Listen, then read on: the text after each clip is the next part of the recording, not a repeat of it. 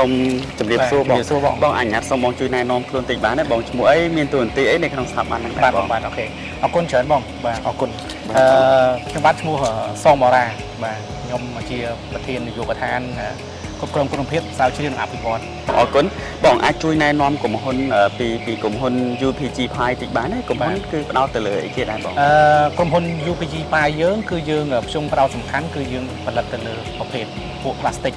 បាទអញ្ចឹងឲ្យតែយើងផ្លាស្ទិកគឺយើងផលិតទាំងអស់បាទអញ្ចឹងនៅក្នុងហ្នឹងគឺយើងមានទយោ UPVC បាទយើងមានទយោ HDPE យើងមានទយោ PPR យើងមានគ្រឿងតំណអគ្គិសនីមានទយោអគ្គិសនីទាំងទយោអង្កាញ់អញ្ចឹងឲ្យតែតើងជាមួយនឹងពពួកគ្រឿងផ្លាស្ទិកគឺយើងមានផលិតទាំងអស់បាទអូខេបាទទីផ្សាររបស់យើងហ្នឹងបាទបងនិយាយពីក្រុមហ៊ុនក្នុងមួយថ្ងៃអាចផលិតបានដែរបងជាទូទៅក្រុមហ៊ុនរបស់យើងសមត្ថភាពរបស់ក្រុមហ៊ុនរបស់យើងហ្មងក្នុងមួយថ្ងៃយើងផលិតបាន50តោននៅក្នុងមួយថ្ងៃប៉ុន្តែជាក់ស្ដែងតម្រូវការទីផ្សារគឺយើងមិនទាន់ដល់នឹងទេបាទប៉ុន្តែបើសិនជាសមត្ថភាពរបស់យើងហ្មងគឺយើងផលិតបាននៅក្នុងមួយថ្ងៃ50តោនអូខេបងនិយាយអំពីលក្ខណៈពិសេសនៃសេយោជ័រក្រុមហ៊ុនមានលក្ខណៈពិសេសអីមិនដែរបងក្រុមហ៊ុនរបស់យើងគឺជាក្រុមហ៊ុនទី1ដែលយើងផ្ដល់ផ្ដោតសំខាន់ទៅលើសុខភាពរបស់បុគ្គលិកទាំងបរិស្ថានបាទទាំងអតិថិជនព្រោះដោយសារក្រុមហ៊ុនយើងគឺយើងផលិតនិងជ្រើសរើសយកនៅវត្ថុធាតុដើមដែលមិនមានផលប៉ះពាល់ជាមួយនឹង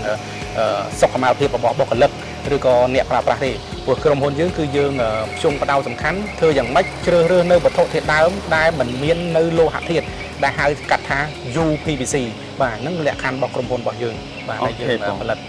បាទនិយាយអំពីការជួយបរិស្ថានវិញតើក្រុមហ៊ុនមានបានជួយទៅលើអីខ្លះដែរតាមពិតមែនតើក្រុមហ៊ុនរបស់យើងគឺជាក្រុមហ៊ុនមួយដែលទទួលបាននៅមេដាយបញ្ជាក់ពីភាពស្អាតពីក្រសួងបរិស្ថានមកដែរបាទប្រចាំនៅទីតាំងតំបន់ហ្នឹងអញ្ចឹងដើម្បីបញ្ជាក់បានថាក្រុមហ៊ុនយើងជាក្រុមហ៊ុនមួយដែលទទួលបាននៅភាពស្អាតពីក្រសួងបរិស្ថានហ្នឹងគឺក្រុមហ៊ុនយើងទី1ការជ្រើសរើសនិងប្រើប្រាស់នៅវត្ថុធាតុដើមបាទទី2គឺតកតងជាមួយនឹងហេដ្ឋារចនាសម្ព័ន្ធនៃក្រុមហ៊ុនរបស់យើងបាទទាំងពីអនាម័យទាំងពីការទុកដាក់សម្រាមទាំងពីកាកសំណល់ដែលយើងមានរាវរឿងហ្នឹងគឺយើងមានគ្រប់ទាំងអស់ការចាត់ចែងរបស់យើងហ្នឹងអញ្ចឹងចំពោះក្រុមហ៊ុនរបស់យើងគឺយើងផ្ដល់សំខាន់បាទទៅលើបរិស្ថានហ្នឹងតែម្ដងហើយទី2គឺសុខភាពរបស់បុគ្គលិកនិងទី3ចម្បងបំផុតគឺអ្នកចុងក្រោយគឺអ្នកប្រើប្រាស់នៅផលិតផលរបស់ក្រុមហ៊ុន UPG នឹងតែម្ដងបាទគឺយើងខ្ញុំដល់សំខាន់ណាស់បាទអញ្ចឹងក្នុងនាមយើងជាក្រុមហ៊ុនផលិតបាទក្រៅពីផលិតដើម្បីលក់ផលិតផលបាទទៅជូនអតិថិជនក៏យើងត្រូវតែគិតអំពីសុខភាពរបស់ប្រជាពលរដ្ឋរបស់យើងផងដែរហើយក្រុមហ៊ុនរបស់យើងគឺជាក្រុមហ៊ុនមួយដែលជាក្រុមហ៊ុនរបស់ខ្មែរបាទដែលផលិតនៅវិស័យបំពង់ទីផ្ទាល់បាទដែលមាននិមិត្តសញ្ញានៅម៉ាកអន្ត្រីបាទហើយក្រុមហ៊ុនរបស់យើងក៏ជាក្រុមហ៊ុនទី1ដែរដែលយើងបានផលិតនិង print នៅម៉ាកសញ្ញានៅលើផលិតផលរបស់យើងដែលដាក់ថា Product of Cambodia ជាក្រុមហ៊ុនទី1ហើយដែលយើង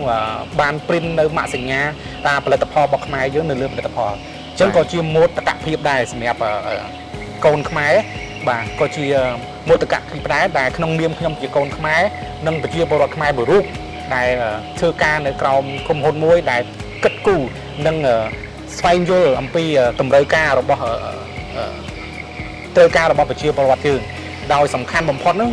គឺថ្នាក់លើគាត់បានគិតថាធ្វើយ៉ាងម៉េចផលិតលើរបស់មួយដែលមិនមានផលប៉ះពាល់ជាមួយនឹងបរិស្ថានជាមួយនឹងសុខភាពរបស់បុគ្គលិកនិងអ្នកប្រើប្រាស់តែម្ដងបាទអរគុណណាស់បងអរគុណច្រើនបង